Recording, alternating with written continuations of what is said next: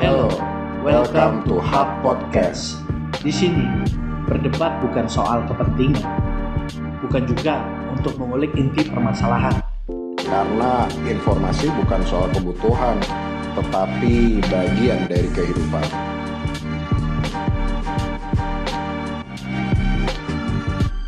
Hai, balik lagi di Hub Podcast bareng saya Alwi dan partner saya Ibnu. Halo semuanya. Malam ini Ibnu kita kedatangan narasumber. Dia seorang pria, masih sangat muda dan bisa dibilang karirnya cukup cemerlang. Dia sekarang merupakan salah satu kepala cabang di Bank BUMN terbesar di Indonesia. Oh iya. Jangan ditebak-tebak, Yang kita itu- jangan sebut merek di sini, ya kan? Bukan itu, Bang Miun. Bukan Bang Oh, Miun, bukan. bukan Bang Miun. Iya. Ya, ini langsung aja kita sapa. Halo Pak Rizal. Wah, lebay banget sih kalian. Halo Pak Riza. Apa kabar nih? Baik, alhamdulillah. Nah, jadi gini Pak Rizal, ini kan kita siapin nih dari kemarin, kita jadwalin, kita telepon dan kebetulan baru hari ini dapat waktu yang pas untuk ngobrol-ngobrol. Nah, kali ini kita pengen tanya nih, Pak Rizal kan sebagai bisa dibilang udah kepala cabang dan financial planner juga. Saat ini negara kita kan sedang dilanda COVID, pandemik yang ya bisa dibilang cukup meresahkan bagi kesehatan dan juga bagi ekonomi. Nah, menurut Pak Rizal gimana nih kondisi ekonomi saat ini, Pak Rizal? Ya, jadi sekarang ini menurutku sih agak berat. Kenapa agak berat buat Indonesia? Karena kondisi ini krisis terjadi yang diserang adalah UMKM. Nah, jadi masalahnya krisis yang terjadi di kemungkinan belum tentu terjadi ya, tapi kemungkinan besar terjadi krisis itu yang diserang adalah UMKM. Kenapa sih kok kalau Indonesia kalau yang kena UMKM itu berat? Coba kenapa? Mau teman-teman kenapa ya? Karena UMKM ini kan lebih banyaknya dia mikro ya berarti ya? Lebih ke mikro. Ya, kalau menurutku sih mikro mempengaruhi ke makro. Karena makro pun nggak bisa jalan kalau nggak ada mikro. Kalau menurutku sih itu karena beratnya itu karena keberatan beban gitu ya. Bukan gitu. Oh bukan, jadi gimana itu? Jadi kalau UMKM ini termasuk industri yang menyerap tenaga kerja paling besar di Indonesia. Bisa dibayangkan enggak? Kalau UMKM ini menyerap tenaga kerja hampir 97% yang ada di Indonesia.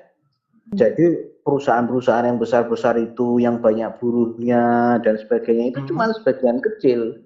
Yang pengaruhnya kecil. Tapi kalau UMKM pengaruhnya sangat besar. Jadi krisis COVID sekarang ini nyerangnya adalah UMKM. Kalau bisa dianalogikan begini, contoh ya, kayak misalkan Awi ini punya pabrik, pabriknya tiba-tiba Awi datang. Biasanya produksi 24 jam, Awi datang. Mulai sekarang kita berhenti produksi.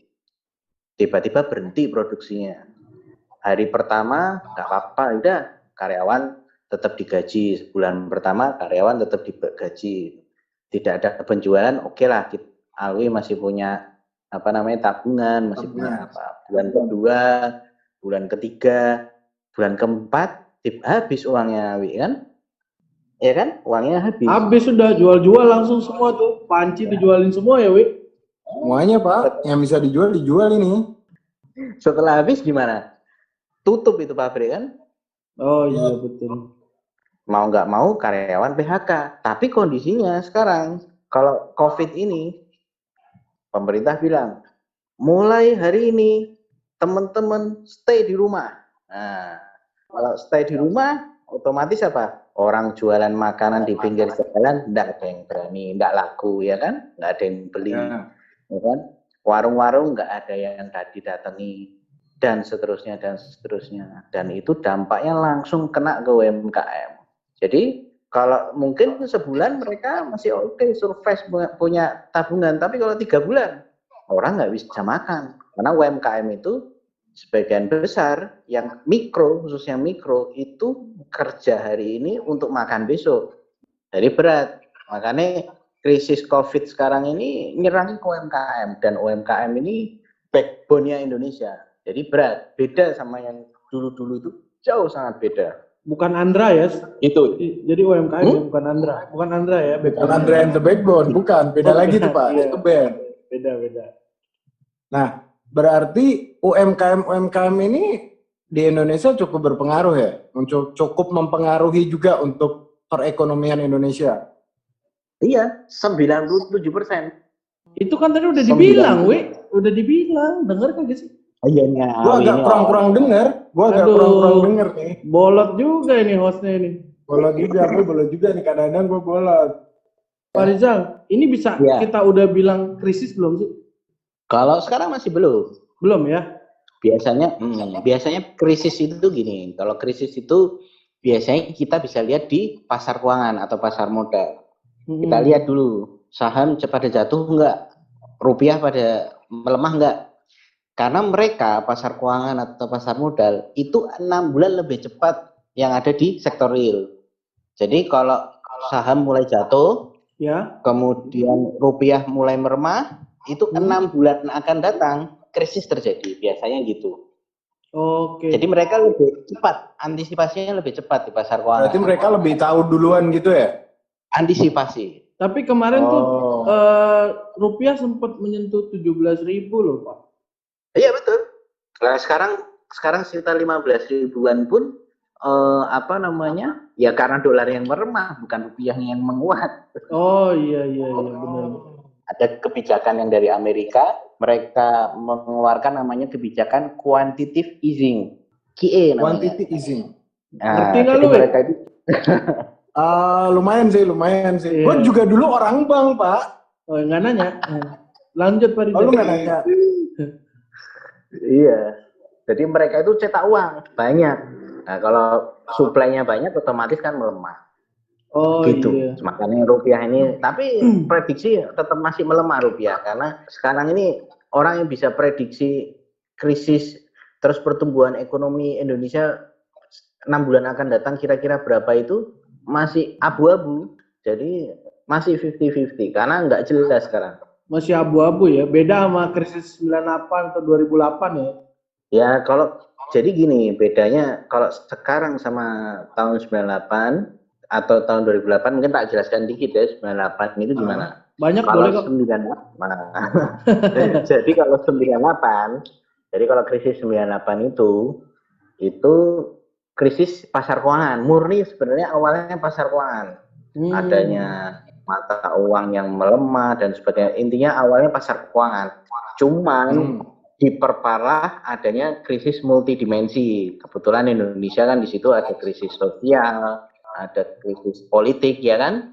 Jadi mungkin parahnya di situ. Sebenarnya ekonomi awalnya cuma krisis keuangan aja.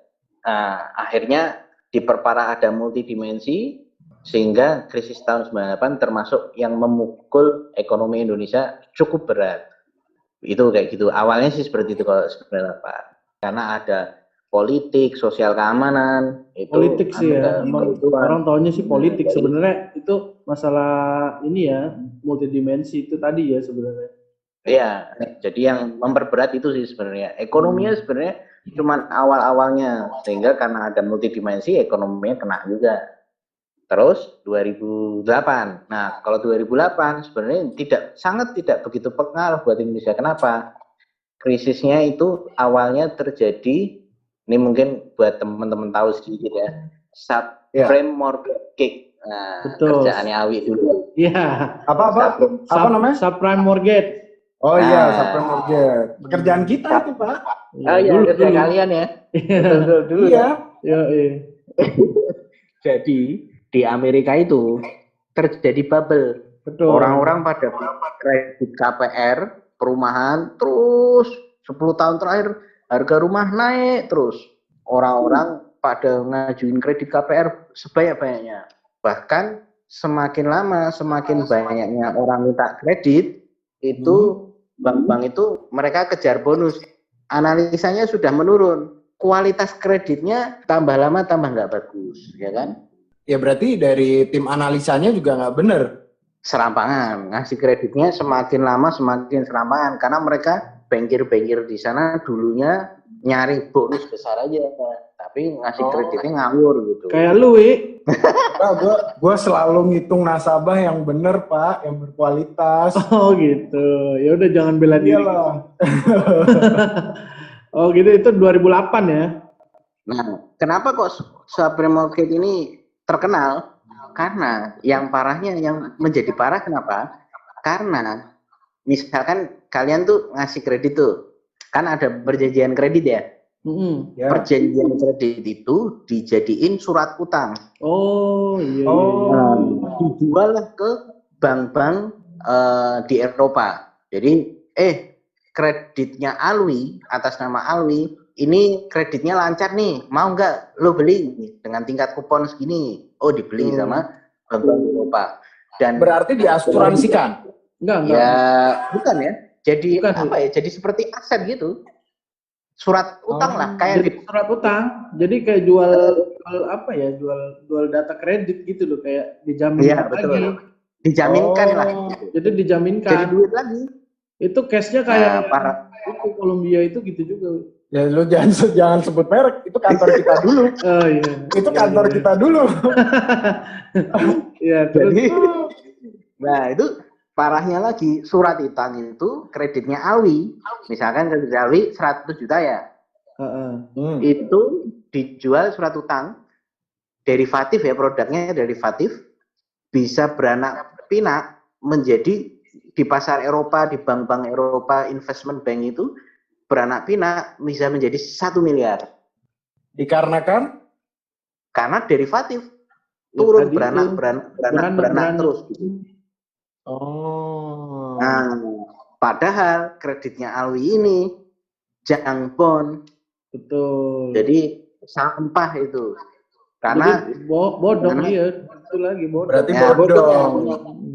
Awalnya nggak kelihatan. Kenapa? Karena lembaga ratingnya bilang, oh ini bagus, ini bagus, ini bagus, ini bagus. Iya. Ternyata semakin lama semakin jelek. Wah berarti pengaruhnya besar juga ya itu waktu 2008 di bidang mortgage, pengaruhnya gede juga itu. Parah. Besar sekali untuk Eropa, Amerika yang beli-beli surat utang itu. Makanya untungnya Indonesia ini kan nggak punya namanya investment bank, itu nggak ada. Terus kita juga produk derivatif nggak seperti di negara-negara Eropa, mereka jualan nilai aja, nggak ada aset realnya, itu nggak kelihatan gitu loh. Berarti lebih ke investment. Investment iya. Jadi kita nggak terpengaruh lah kita nggak begitu terpengaruh ya kan? 2008 kita nggak pengaruh karena krisisnya di sana, kemudian mereka cepat antisipasi, jadi ya selesai lah gitu. Nah, tahun 2000 sekarang ini, ini yang Indonesia ini prediksinya berat sekali. Bahkan Menteri Keuangan itu prediksi ekonomi Indonesia pertumbuhan kreditnya bisa sampai minus. Pertumbuhannya bisa sampai minus. Kok pertumbuhan kredit, pertumbuhan ekonominya bisa sampai minus. Minus. Tumbuh kok minus nih Pak? Gimana Pak? Bingung Pak. Berarti nggak tumbuh kan? Nggak tumbuh ya? Berarti cuma permainan kata-kata doang itu. Nah, iya, jadi sampai minus gitu. Itu nggak pernah kan, kayak negara berkembang itu rata-rata tumbuh pertumbuhan ekonominya tinggi. Tapi ini bisa sampai, saking parahnya bisa sampai minus, itu jarang terjadi. Nah itu karena yang kena adalah UMKM. Pak Rizal, kalau sekarang nih di perbankan sendiri gimana nih? Ini pasti kan orang susah dapat income, berarti kan kreditnya ada resiko macet ya Pak? Ya betul. Jadi sekarang kita ya defense ya, lebih bahasanya kita defensif. Ya lebih ke defensif, kita nggak ekspansif, defensif. Kita mempertahankan ada menjadi bagus saja sudah, alhamdulillah. Berarti meminimalisir NPL juga. Betul, kita membantu lah. Jadi yang nasabah-nasabah, karena kan ada kelonggaran tuh kebijakan dari OJK, jadi kita membantu lah nasabah-nasabah yang susah, kita bantu, kita kasih restrukturisasi. Oh, gitu. restruk ya benar. Restruk ya, Restruk, restruk ya. lah. Restruknya Berarti restruk. untuk pengusaha, untuk UMKM itu hal itu cukup membantu juga di perekonomian saat ini. Ya minimal mereka bisa bernapas lah. Tapi ya kalau kayak gini terus ya tambah berat gitu. Ya mudah-mudahan ini cepat lah berlalu. Karena kalau semakin lama semakin berat. Semakin lama semakin berat. Mesinnya nggak bisa kalau mesin ya itulah kayak tadi yang analogiku. Kalau mesin pabrik itu berhentinya terlalu lama, rusak udah. Rusak, Nggak iya. bisa jalan, nggak bisa nyala lagi. Nah itu kalau Iya. dari kredit Pak, berarti kalau dari segi orang yang nabung apa ya kalau bahasa perbankan fundingnya tuh gimana? Debit. Funding, Ya funding. funding Orang- juga pengaruh. Kenapa? Pengaruh. Karena kan orang sekarang tidak ada pemasukan, adanya pengeluaran kan. Narik mulu ya berarti. Ya narik, banyak kan orang narik sekarang. Ya mungkin orang-orang yang berduit aja malah nabung, nggak berani investasi, mungkin ada lah. Tapi kalau orang-orang yang menengah ke bawah, narik terus. Mereka narik terus. Iya, karena kan nggak punya pendapatan. Pemasukan berkurang drastis kan. Itu yang bahaya tuh. Karena semakin lama orang udah makan tabungan, orang makan modal. Nah, itu yang bikin pekerjaan bisa berhenti tuh. Apalagi makan gaji buta, Wi. Itu juga Nah, bahaya. Kalau kayak karyawan masih enak sih kayaknya. Dia kerja nggak kerja juga digaji. Kecuali kalau di PHK. Ya kan? Iya, tapi kalau industrinya berat ya malah kebanyakan di PHK, ya kan? Kayak kita malah kerja rodi nih, karena kerjaannya menumpuk. Nggak ada rolling Pak, nggak ada libur. Well, kita ada. Kalau kebijakan perusahaan pasti ada lah. Apa namanya? WFA kan, gantian gitu. Kita 50% di kantor, 50% di apa namanya? Di rumah. Nah, kalau kondisi saat ini berarti contoh apalagi kan di bank, tentunya kan mempelajari berbagai macam usaha, mau itu UMKM, mau itu makro. Kalau dari Pak Rizal, itu usaha-usaha yang terdampak itu apa aja kira-kira tuh Pak Rizal?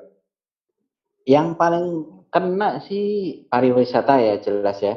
Pariwisata itu langsung paling kena ya.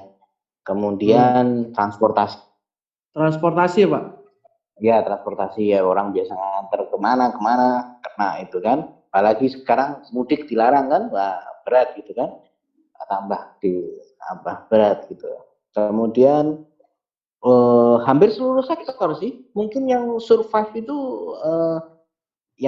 ya kayak yang berbau-bau kesehatan, kemudian kebutuhan pokok mungkin masih oke lah gitu. Tapi hampir semua kena. Kalau sektor-sektor ekonomi hampir semua kena. Nah, itu kalau menurut pengalaman itu mereka menjalani usahanya, maksudnya mengaplikasikannya secara offline atau mereka udah ada yang tidak online? Jadi gini, mungkin ada misalkan contoh ya, orang yang punya usaha baju, akan baju. Kalau dia buka toko nggak mungkin laku, nggak mungkin, itu sudah nggak ada orang berani keluar kan. Tapi kalau dia jualan online, malah ada kesempatan gitu. Contoh kayak di Tanah Abang itu ya. Di Tanah Abang ini kan sekarang ditutup itu, ya kan? Yang diomongin pemerintah apa? Tolong teman-teman jualan online. Ya, tapi kan masalahnya orang-orang ini nggak tahu ya, nggak terbiasa. Padahal potensinya kan besar. Untuk jualan online itu kan potensinya sangat besar. Marketnya malah seluruh Indonesia, bahkan luar negeri bisa. Kalau aku jadi pedagang, misalkan aku ya teorinya ya ini, tapi nggak tahu prakteknya. Tapi kalau aku jadi pedagang Tanah Abang misalkan, punya pelanggan kan, yuk beli dong di online, lebih enak, ya kan?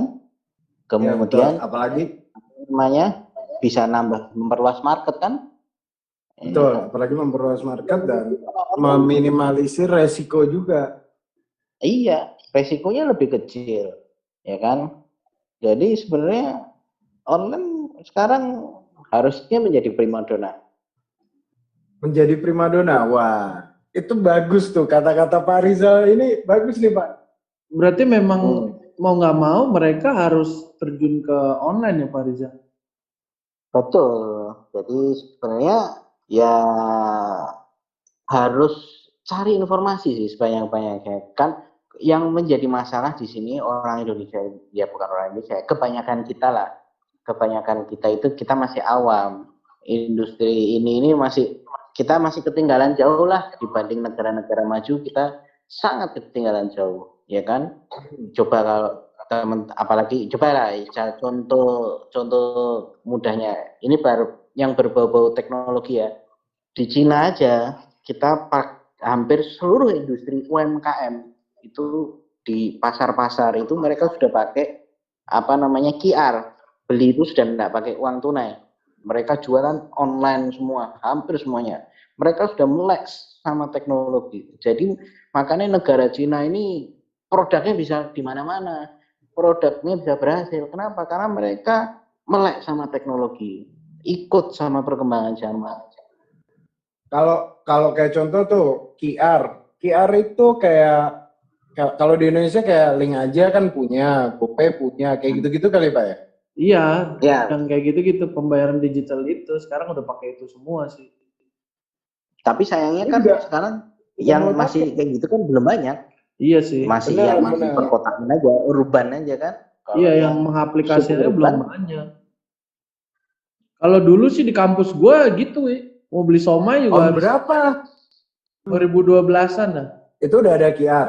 Udah, jadi punya BCA gitu. Ya kalau nyebutin merek, iya pokoknya punya itulah. Pokoknya gitu. Gue pernah nih Pak. Gue pernah lagi main ke tempat ada saudara gue gitu di suatu daerah. Itu gue makan di angkringan. Nah, bayarnya bisa pakai QR. Mantep dong. Gue bayar pakai link aja tuh. Ya udah, Ya, jangan promosi link aja, kita nggak dibayar sama mereka. Link aja kalau mau dilanjutin ya jangan lupa ya. Ya, link aja bisa hubungin kita, bisa langsung Iya. bisa.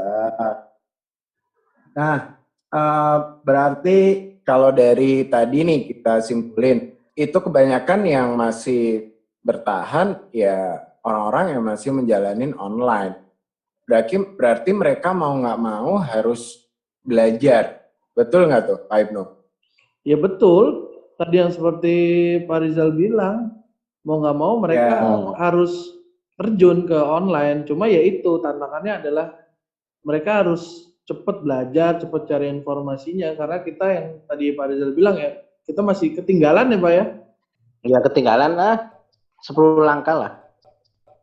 Nah, ini Pak Riza, kebetulan di tempat saya ini kan rata-rata, kebanyakan sih bukan karyawan ya, kebanyakan pengusaha. Itu mereka kadang suka bingung tuh, mereka tanya ke saya, gimana sih strategi bagi pengusaha untuk kondisi saat ini? Karena notabene mereka ini ada yang pengusaha besar dan ada yang pengusaha kecil. Nah, untuk pengusaha besar, mereka rata-rata berjualan secara grosir dan mereka menggunakan sistem kepercayaan, hutang. Itu gimana tuh menurut Pak Rizal?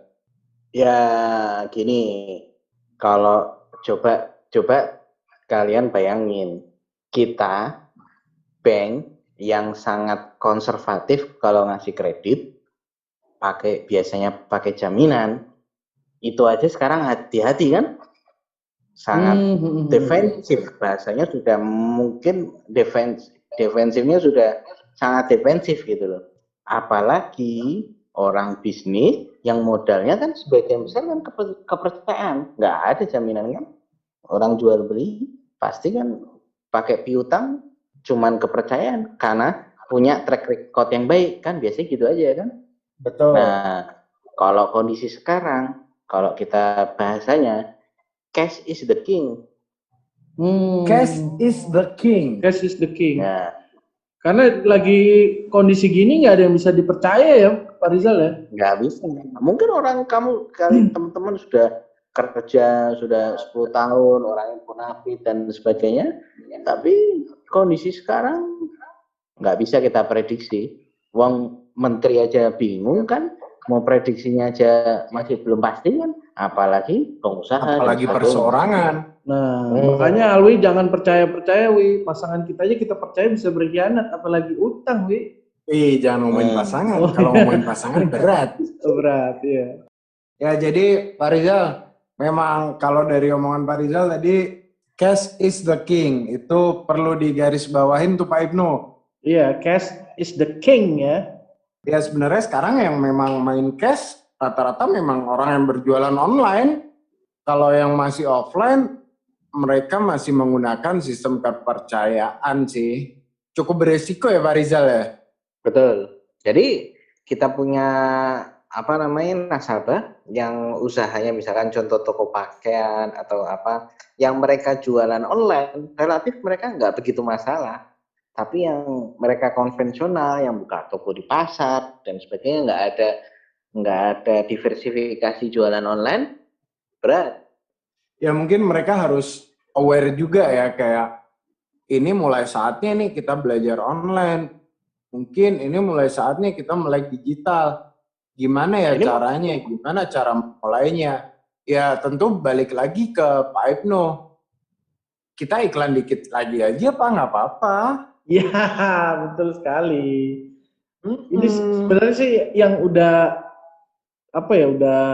saya kemukakan di podcast yang pertama sih, maksudnya di Hub itu kita pengen sharing juga ke teman-teman UMKM maupun pebisnis, pokoknya semua teman-teman pebisnis yang ingin mulai mengonlinekan bisnisnya. Jadi di Hub itu punya layanan konsultasi gratis, dan juga di masa pandemi ini kita ada ingin membantu teman-teman itu yang ingin mengonlinekan bisnisnya, kita bantu set up-kan akun-akun online-nya sampai jadi gitu. Jadi secara gratis. Jadi konsultasi gratis, dan juga kita bantu set up sosial medianya ataupun akun Facebook-nya, YouTube-nya, pokoknya sampai jadi. Menarik kan? Menarik sih. Kalau menurut gue menarik. Gratis. Pak Rizal. Kalau Bapak punya usaha boleh Pak.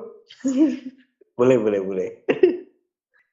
Aku kan kemarin lihat Instagramnya orang-orang yang sudah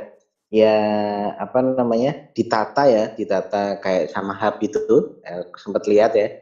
Itu bagus banget gitu, followernya jadi banyak, terus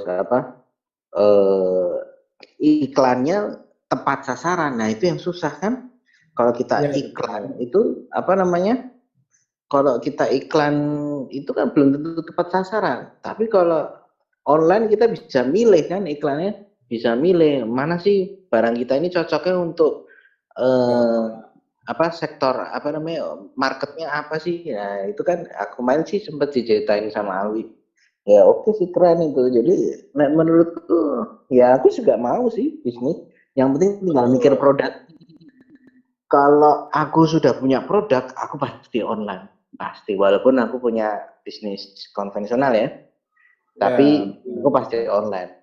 Cuman sekarang kan karena aku kerja, aku belum punya produk gitu loh. Belum punya produk yang dipikirkan. Tapi kalau sudah punya produk yang bagus, jualan online, aku yakin nggak susah kok. Benar, betul.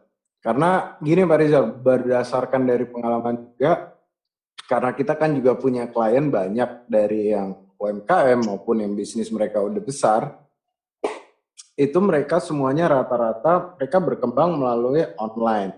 Jadi sesederhananya itu seperti istilahnya kita di sini merapikan, bukan begitu Pak Ibnu? Iya. Kita kayak merapikan gitu ya Pak ya? Iya, itu jadi dia sih. Kalau aku sih lebih senangnya ngomongnya ngebantu. Kita ngebantu teman-teman pebisnis itu. Mungkin lo lebih seneng ngomong ngebantu. Kalau gue di sini lebih seneng kita merapikan, karena dalam hal apapun nih ya, bukan dalam hal online atau ini dalam hal apapun dalam kehidupan kita. Sesuatu yang kita bangun dengan rapi itu akan menimbulkan feedback positif yang bagus gitu loh. Jadi mulai teori. Ya, jadi agak mulai teori dikit Nggak nih. tahu ini teori apa nih, kita dengerin aja. Nih. Gue juga nggak tahu nih teori apaan nih. Gue di tengah aja nih. Jadi kalau sesuatu yang dibangun dengan kerapian atau sesuatu yang dibangun dengan rapi, itu pasti menimbulkan feedback yang positif. Karena istilahnya nih kita analogikan sebagai toko online. Toko online yang dibangun dengan rapi, dengan kita anggap Instagram ya, dengan bio yang rapi, highlight yang rapi, feed yang rapi, hashtag yang sesuai dengan audiens mereka, itu akan sangat membantu untuk market mereka.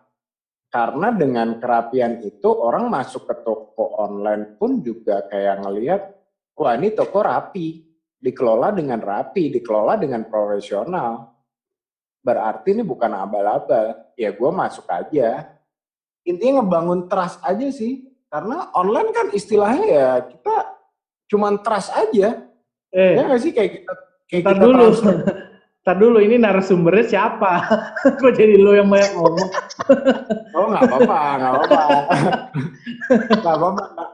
Sesekali apa-apa. Iya. Sesekali nggak apa-apa Pak Ibnu, iklan dikit nggak apa-apa Pak Ibnu. Iya. Ya saya mau gitu. Kamu kan tadi ngomong teori ya, nih tak kasih teori lagi. Coba kategori UMKM itu seperti apa sih? Menurut saya atau menurut mampus lo. Nah, dari tadi kan ngomong UMKM. Tanya mampus lo. Ini menurut gua apa menurut Kak Ibnu nih? Menurut lo lah. Ya terserah siapa yang mau jawab. Oh, gua dulu baru Ibnu ya. Kalau menurut saya. Lo dulu jawab, gue sambil googling. Ya udah anjir, lu jangan googling dong, gue juga mau googling dong. Udah kalau googling nggak bisa, lu jawab aku aja wes. Nggak. Ya wes, kau jawab lah Wi. UMKM itu jadi usaha kecil menengah ke atas. Itu singkatan sekali. Ngawur nih orang ini. Ya, bukan. Itu kan menurut gua, bukan menurut Wikipedia atau menurut Google. Nah, jadi kayak ya istilahnya kayak ekonomi yang menuju kepada usaha produktif gitu, Pak. Iya, lo udah lihat Wikipedia ya, gue tahu. Gue juga ngerti ini. Gue lagi buka ini. Gue nggak ngeliat apa-apaan. Ini gue lagi buka juga. Jangan dong, lu jangan ngebuka. Lu malu-maluin lu pakai ngebuka. Jadi mereka yang masuk ke UMKM itu, mereka yang memiliki kekayaan bersih 50 juta gitulah. Iya itu di Wikipedia, ini gue juga lagi baca.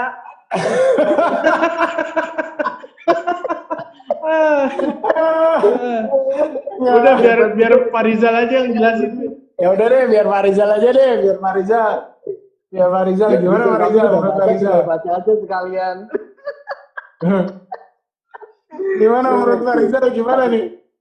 Tapi ya itu intinya kan bisa dilihat UMKM itu bisa dilihat dari kekayaannya, bisa ngelihat dari omsetnya.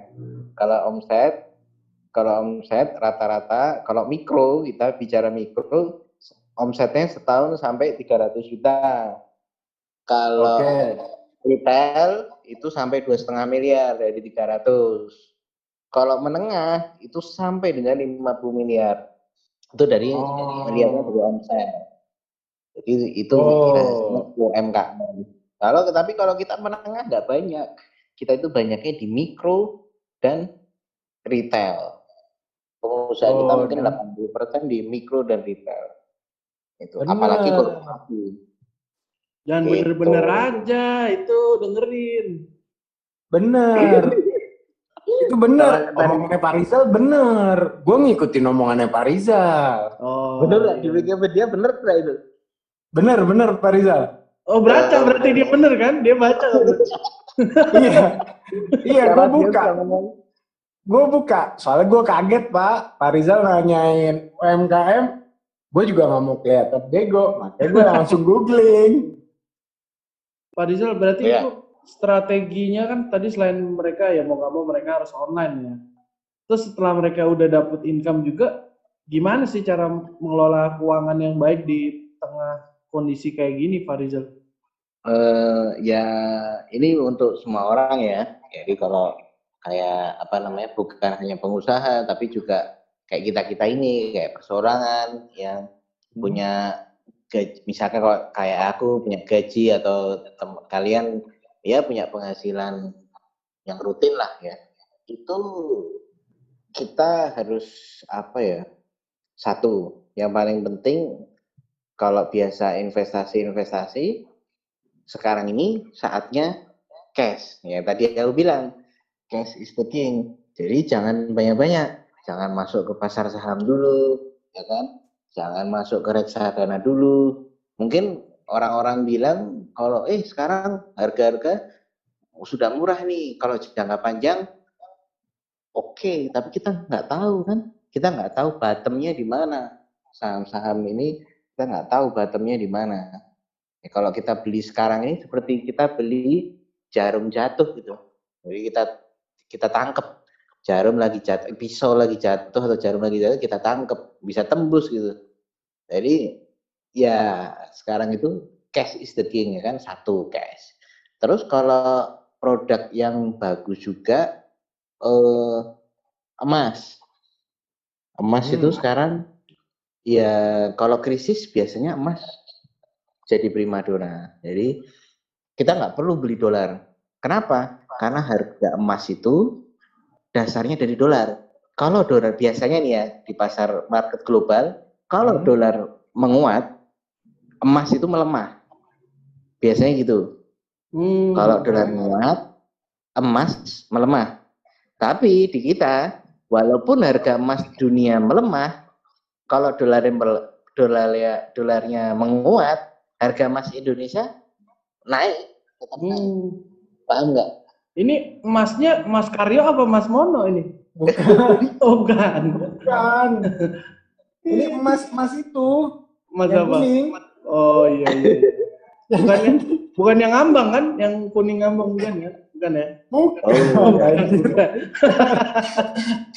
Oh gitu. Jadi di sini di Indonesia malah dolar naik, ya emas juga ikut naik kan? Iya. Kenapa? Karena kita dasarnya kan dari dolar. Jadi paling aman itu sekarang, ya paling bukan aman, ya bisa jadi menguntungkan gitu. Beli emas. Jadi untuk investasi itu cash emas. Kalau punya uangnya lebih, ya bolehlah kita beli tanah, nggak apa-apa. Tapi sekarang itu cash emas gitu. Beli tanah nggak apa-apa nih saat sekarang. Ya nggak apa-apa kan? Ya nggak apa-apa. Nggak masalah kalau dapat yang murah. Siapa tahu kan orang lagi butuh duit, harganya murah kan? Itu bagus juga tuh. Pak Riza curhat nih, kayak baru beli tanah ini kayaknya. Enggak. Kalau tadi acuannya dari dolar naik, emas naik. Dolar turun, emas turun. Emas naik. Enggak. Kalau kondisi sekarang, kalau dolar naik, harga emas dunia turun, tapi harga emas di Indonesia naik karena dasarnya dari dolar. Kalau dolar melemah, harga emasnya naik, harga emas Indonesia masih naik juga. Jadi kondisi sekarang ini harga emas ini trennya masih bagus gitu loh. Bagus. Karena sudah dolarnya liar, harga emasnya juga liar gitu. Ya sekarang aja kan sudah berapa? Sekarang sudah hampir 1 juta per gram, gila kan? Nah kalau saat ini itu tepat nggak sih kalau kita kayak beli saham atau kita main di saham, itu tepat apa nggak, Pak? Jadi gini, tergantung kita punya time frame seperti apa. Kalau tujuan kita trading, resikonya agak tinggi. Karena kayak tadi yang aku jelasin, kayak kita beli di pisau jatuh. Tapi kalau tujuan kita adalah jangka panjang, kita boleh beli tapi jangan dihabisin semua. Misalkan kamu punya uang 100 juta mau dialokasikan untuk beli saham, ya belinya jangan langsung 100, beli 10, 20, kecil, tidak usah langsung banyak gitu. Akumulasi beli ya bahasanya gitu. Nanti kalau sudah dapat bottomnya, ini kita bisa belinya banyak, tapi time frame-nya adalah jangka panjang ya intinya. Kalau mau masuk boleh, tapi jangan langsung banyak-banyak gitu. Memang kalau sekarang harga saham murah banget, nggak ada yang mahal, sekarang murah banget. Kita sudah, tapi ya cuma masih beresiko gitu. Oh, berarti walaupun murah berarti bukan kesempatan kita untuk beli saham itu. Boleh, kan tadi aku bilang, boleh ini menjadikan kesempatan asalkan tujuan kita adalah jangka panjang dan belinya adalah akumulasi beli, jangan langsung semuanya dihabisin beli karena potensi turunnya lebih tinggi daripada potensi naiknya sekarang ini. Akumulasi beli itu maksudnya beli kecil-kecil 10 di 10 titik, 10 titik atau belinya bertahap, misalnya di satu titik. Bertahap. Belinya 10 naik lagi gitu apa gimana? Enggak, jadi misalnya gini, kayak sekarang nih aku beli, wah ini sahamnya kok kayaknya udah turun nih. Kamu beli hari ini 10 juta apa 20 juta. Terus besok tiba-tiba turun lagi, kamu beli lagi. Pas naik, katanya mau naik lagi, kamu beli lagi. Enggak apa-apa. Jadi belinya langsung, pelurunya jangan langsung dihabisin gitulah. Kalau pas turun kamu masih bisa beli lagi. Gitu. Melihat ininya juga ya, progresnya juga ya, gimana ya, dia ngarahnya kemana. Kita lihat progresnya, tapi jangan langsung dihabisin karena sekarang ini potensi turunnya lebih besar daripada potensi naiknya.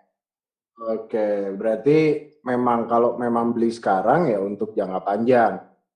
Boleh, nggak ada masalah. Dan kita harus pilih perusahaan-perusahaan yang bagus lah, yang blue chip. Nah, perusahaan yang blue chip itu ya yang udah terkenal kali ya, atau gimana Pak Rizal? Ya, gampang lah itu kamu carinya gampang. Berarti memang masih ada kesempatan nih Pak Ibnu, lu kalau mau beli emas atau main pasar modal itu masih bisa. Masalahnya gue masih bingung nih, blue chip apa blue gas ya kan, gue jadi bingung juga nih. Bego, itu gas beda. Beda ya? Beda. Lu bikin malu. Lu ini latar belakangnya orang bank juga Pak. Iya. Ya nggak, kalau gue pinter-pinter nanti kesian Pak Rizal, nanti nggak bisa jadi narasumber ya kan? Nggak bisa. Ilmu kita di bawah Pak Rizal. Kita perbankan cuma di bidang mortgage doang Pak, yang bikin krisis di tahun 2008 doang. Udah itu doang. Oh gitu, iya. Bidang kita itu doang, nggak ada yang lain. Yang buat krisis ya? Kita bikin krisis orang malah bidang kita. Perasaan kalian pernah cerita sama aku waktu ngasih kredit harga rumahnya kalian marap gitu kan? Nah ini orang-orang kayak kalian yang buat krisis kan? Itu coba Pak Ibnu. Itu Alwi tuh, saya nggak pernah. Enggak. Saya kerjanya lurus-lurus aja kalau saya tuh. Bos saya tahu tuh, saya mah ini bagus kerjanya. Pak Ibnu, kebetulan kita kan dulu di satu tim ya kita ya? Iya, satu tim dulu. Kita satu tim di bank asing, nggak bisa tuh Pak Rizal, kita markup nggak bisa tuh, kita main aman. Ketat Pak. Bisa, iya. Kita analisa beneran, kita kredit bener, oh ini nasabah yang bagus, oh baru kita kasih. Iya, terima bingkisan aja nggak boleh Pak Rizal, nggak bisa. Nggak boleh tuh Bah. Apa namanya kalau di bank namanya apa? Gratifikasi ya? Iya nggak bisa. Ada lagi pas terakhir tuh ya, saya kan dibawain pecel lele gitu kan, saya tolak nggak boleh. Oh nggak boleh. Pecel lele masa nggak mau? Nggak boleh, bukan nggak mau sama enggak tuh soal beda. Ini nggak boleh, mau sama boleh tuh beda. Mau sama beda boleh. Ya? Iya. Berarti... Tapi stick diterima ya.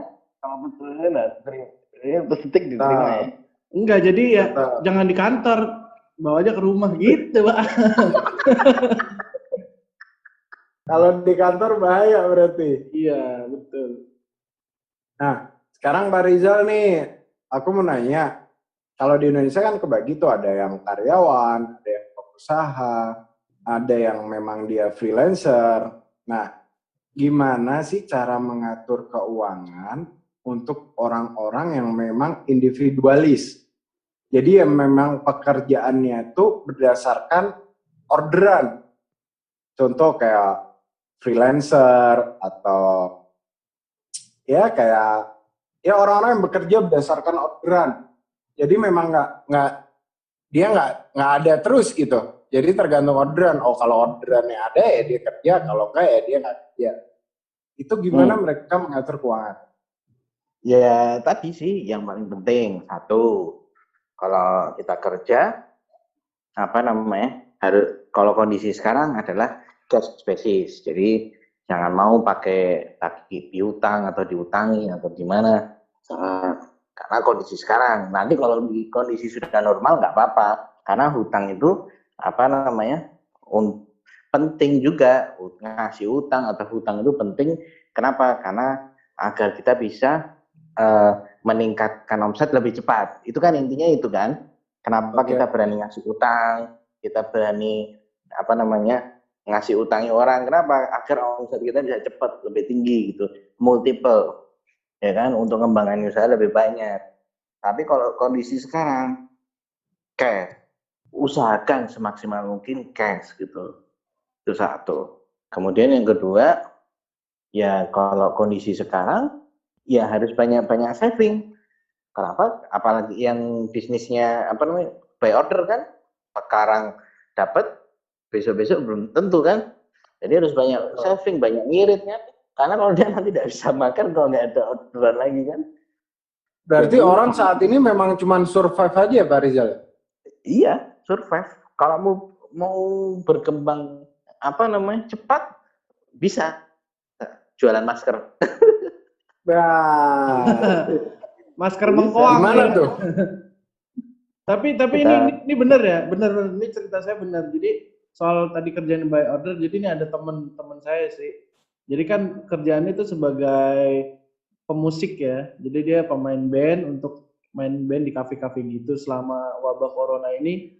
Stop tuh orderan di mana-mana. Dan dia sekarang jualan masker beneran dan nawarin, "Bang, beli masker, Bang. Gue sekarang jualan masker," gitu.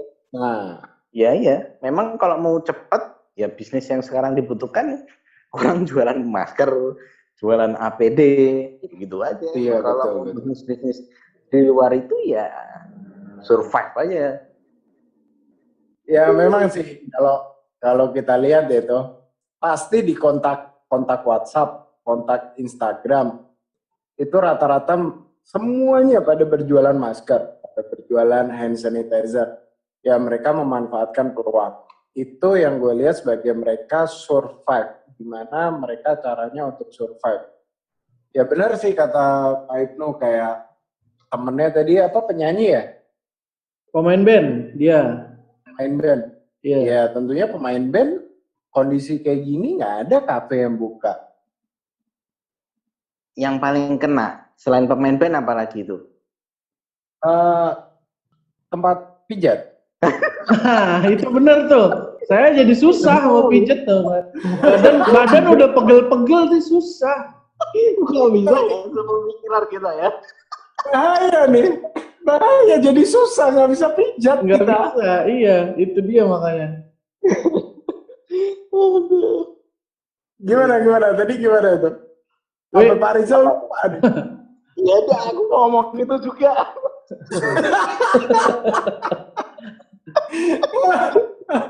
Tebakanmu tepat sekali ya.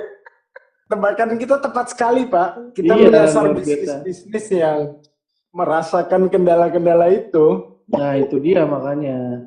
Jadi obrolan kita bersama Pak Rizal dan bareng Mas Ibnu juga seru banget itu buat teman-teman yang jadi pengusaha atau jadi karyawan. Mungkin bisa jadi pertimbangan juga untuk tindakan apa yang harus diambil ke depannya. Karena memang saat ini ya benar-benar kita gimana caranya ya harus survive. Walaupun kondisi berat, ya kita tetap ikhtiar gimana caranya tetap berusaha agar menjadi yang terbaik deh.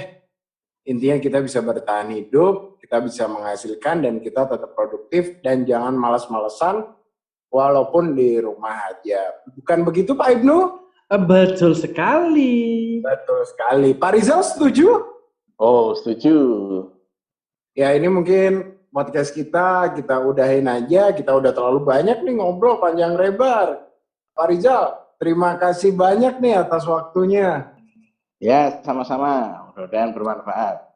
Semoga obrolan kita malam ini bermanfaat bagi teman-teman yang ngedengerin. Nanti kita balik lagi di Hub Podcast selanjutnya. Mancing mania. Mantap. Mantap. Dadah. Dadah.